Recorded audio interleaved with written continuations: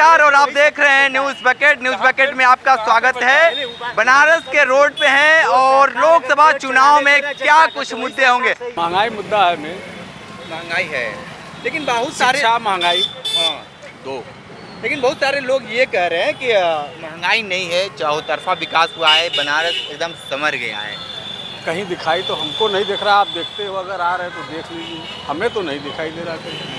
तो ये कौन लोग हैं जो इस तरीके की बातें कर रहे हैं? है पक्ष विपक्ष दोनों लोग हैं, उसी में है। जो अपना लूट खसोट खा रहा है, जी रहा है, अपना जी रहा है, नहीं जिनके पास है वो अपना।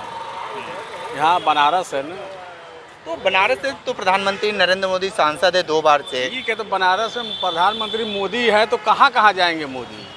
मोदी जहाँ आते हैं, यहाँ एयरपोर्ट से आएंगे, ज्ञानवापी जाएंगे, इधर थोड़ा सा हटिए, 2 किलोमीटर इधर जाइए, 1 किलोमीटर इधर जाइए, तब न समझ में आएगा कि प्रधानमंत्री का मतलब क्या है। प्रधानमंत्री का मतलब क्या है?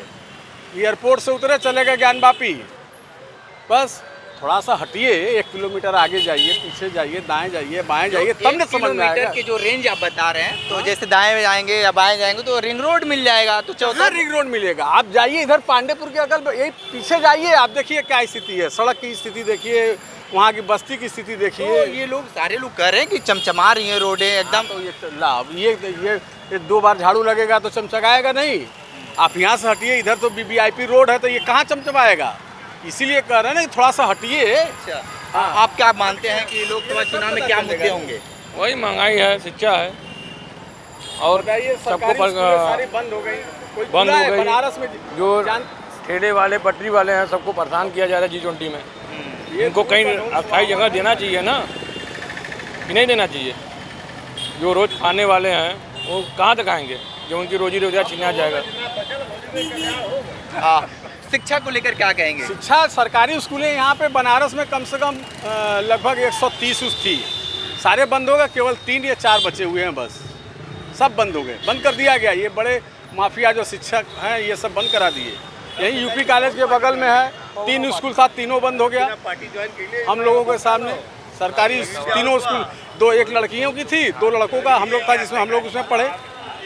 मान लीजिए हम लोग नहीं पढ़ा सकते हैं बच्चे को, तो कहाँ पढ़ाएंगे? है जो चाचा, क्या मुद्दे होंगे लोकसभा चुनाव में? क्या मुद्दे होंगे लोकसभा चुनाव में? तो भाई काम के मुद्दे होने चाहिए। जो काम करेगा वही जो आगे काम करेगा। तो भाजपा के नेता सारे कह रहे हैं कि विकास हुआ है चौतरफा, तो क्या उनको वोट देंगे? भाजपा के नेता जो है कि घर में बैठे बैठे कह रहे हैं विकास हुआ है, लेकिन विकास हुआ है किसने किया है? ये उनके कार्यकर्ता लोग नहीं, नेता लोग नहीं किए हैं। ये खुद मुख्यमंत्री और प्रधानमंत्री के अगवानी में देख रेख में हुआ जो भी हुआ है। बाकी इनके कार्यकर्ताओं के बदौलत कुछ भी नहीं हुआ है। ओ, ये लोग तो बता रहे हैं कि कोई काम ही नहीं हुआ है, आप बता रहे हैं। अब अपना अपना सोच, अपना अपना ख्याल, लोगों का अलग अलग मत होता है। उसके लिए तो कोई क्या करेगा ये समझे। बाकी तो सब बात यह है कि जो काम करेगा वही जो वोट पाएगा, जनता उसी को बैठाएगी। हमारे हाथ में कोई औकात नहीं है, जनता के हाथ में पूरी चाबी है। तो ये चाबी इस बार 24 में बदल देंगे, कोई वही चाबी रहेगा? कोई ऐसा संभव नहीं लग रहा है। संभव नहीं लग रहा है, क्योंकि इंडिया एक हो चुका है। आप कह रहे हैं इंडिया तो आप चुनाव जीतने के लिए पूरे जहां को एक कर लो, इसका कोई मतलब नहीं होता। पहले भी थे, क्या किए और आओगे तो क्या करें? कोई सामने प्रमाण है आपके पास, इसमें कोई जोर है? राजभर जो गाली देते थे आज भाजपा में गए हैं। तो अब ये सब तो पलटू नेता है ना, ऐसा ही लोग रहेंगे। अब भाजपा के साथ ये सोचिए कि कोई शिक्षित आदमी या कोई बहुत जो भाजपा जो पहले थी, आज से कल्याण सिंह के समय, वो भाजपा के लोग नहीं है। अब वही लोग जाएंगे, राजभर जैसे लोग जाएंगे, साहनी जैसे लोग जाएंगे, यही लोग जाएंगे जो आपको गाली देंगे, माँ बहन करेंगे, और वही आपका जा करके तलुआ चाटेंगे, वही जाके मलाई खाने के चक्कर में जाएंगे। इनको तो रबड़ी मलाई से मतलब है, चाहे पार्टी। जनता से क्या मतलब है?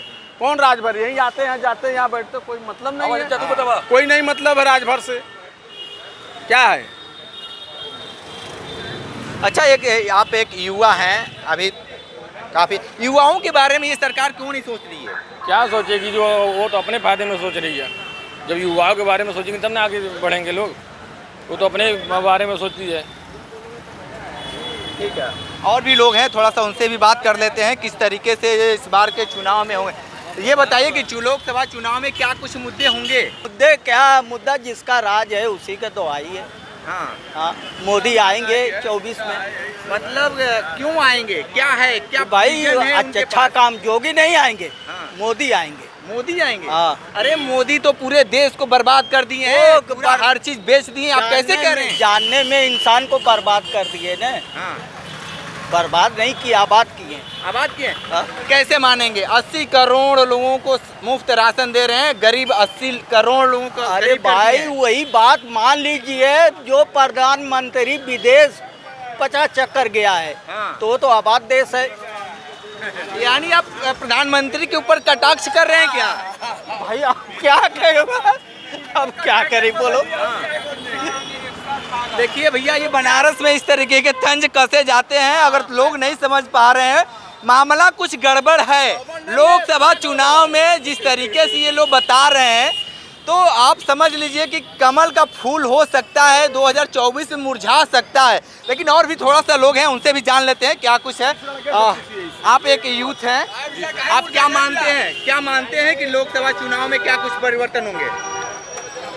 परिवर्तन में सर ये तो नहीं पता, पर बेरोजगारी बहुत है और उसके बाद महंगाई बहुत ज़्यादा है। 2024 में महंगाई और बेरोजगारी बहुत ज़्यादा है। अगर कोई भी सरकार आती है तो पहले बेरोजगारी और महंगाई को कम करे, यही सबसे बड़ी चीज़ है। यही परिवर्तन कर दे तो यही अच्छी बात है।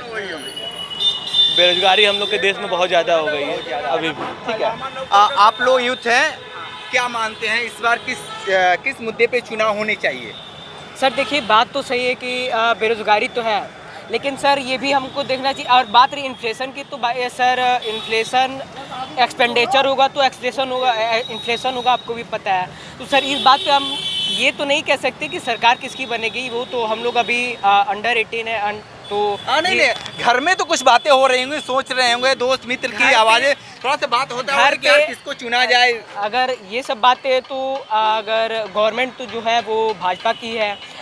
एक्चुअली सर क्या है कि कई सारी चीज़ें, जैसे पहले क्या था कि हम लोगों में एक्सपेंडिचर को लेकर के या हमारे देश की जीडीपी को लेकर के इतनी बातें नहीं होती थी। अब हमारे देश में जीडीपी की भी बात हो रही है, एक्सपेंडिचर की भी बात हो रही है, डिफेंस जीडीपी की जो बात कर रहे हैं ना, जीरो पे आ गया है। अब क्या कैसे Actually, कर सर, जीडीपी जीरो कैसे है? जीरो नहीं है, जीडीपी सर। इस टाइम देखिए, आप देखेंगे तो आप पास्ट 7.8 गवर्नमेंट को, हाँ पास्ट सर- गवर्नमेंट को देखेंगे और अभी के देखेंगे तो आपके पास इन्फ्लेशन रेट आपका बहुत सा कम हो गया है।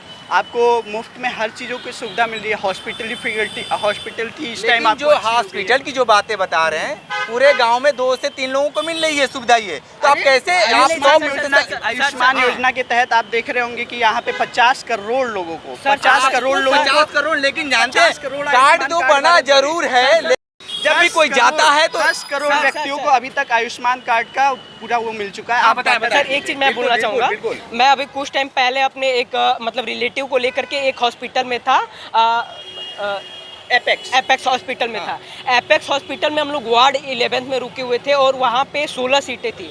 16 में से 8 सीटें जो थी, 8 सीटें करीब वो केवल आयुष्मान कार्ड वाले आपको भाई ये भी तो पता होना चाहिए कि ये जो बनारस है हब है, इसके बगल अगल के जितने जिले हैं सब सर, सटे हैं, तो यहाँ से सभी सुविधाएं तो यहाँ तो लोग आते हैं। तो अगल बगल की बात करेंगे तो सर हमारे जो घर है वो गाजीपुर में पड़ता है। तो गाजीपुर में एम्स है ना क्या? मैं बताता हूँ सर, गाजीपुर में एम्स है हर क्या? जगह एम्स नहीं बन सकते सर। लेकिन एम्स इस में सरकार ने कही है कि हर जनपद में एम्स बनाएंगे। मैं ये आपसे पूछना चाहता हूँ, आपका मुद्दा क्या है? आपको एक हाँ, हमारा मुद्दा बस यही है कि लोकसभा चुनाव में क्या मुद्दे होंगे।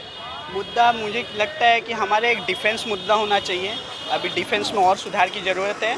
एम्प्लॉयमेंट रेट की मुद्दा होना चाहिए और जो एक होना चाहिए एजुकेशन सिस्टम को, हायर एजुकेशन। जैसे अभी तक है क्या कि माइनर लोग को मिलता है, तो हायर एजुकेशन को भी थोड़ा बढ़ावा दिया जाए और बिजनेस को सपोर्ट किया जाए। सर एक बात मैं और कहना चाहूँगा, गवर्नमेंट जो भी कर ले, लेकिन इस गवर्नमेंट में जो एग्रीकल्चर है, एग्रीकल्चर सर थोड़ा सा डाउन पे आया है। क्योंकि अगर हम 2010 और 2000 अगर अभी की कंपेयर करें, जो कि आज एक टाइम्स ऑफ इंडिया के न्यूज़ में आया था कि जो हमारा एग्रीकल्चर सेक्टर है वो पहले जितना था अभी भी उतना ही है, कोई ग्रोथ नहीं है। हाँ, आप तो बिल्कुल अभी जो बातें बताएं बिल्कुल सही है, लेकिन सरकार तो बोली थी कि आय दोगुनी करने के लिए किसानों के, तो क्यों नहीं? सर आय दोगुनी, देखिए हर बात, देखिए जो भी गवर्नमेंट कहती है ये कोई जरूरी नहीं कि उसको किया जाए, लेकिन ये गवर्नमेंट इम्प्लीमेंटेशन हर किसान तो यही उम्मीद लगा कर बैठता है। सर इम्प्लीमेंटेशन किया जा रहा है, लेकिन अगर नीचे तो से आप ऊपर देखिए किस तरीके से यहाँ पे लोग अपनी अपनी राय, अपनी बातें बेबाकी से दिए हैं, लेकिन सबसे बड़ा मुद्दा है बेरोजगारी, महंगाई। इससे तमाम लोग जूझ रहे हैं। बनारस नहीं पूरे देश के लोग जूझ रहे हैं। आने वाले वक्त में क्या कुछ नया परिवर्तन होता है देखना दिलचस्प होगा। तो हमारे साथ बने रहिए न्यूज बकेट के साथ, हमें दीजिए इजाजत, नमस्कार।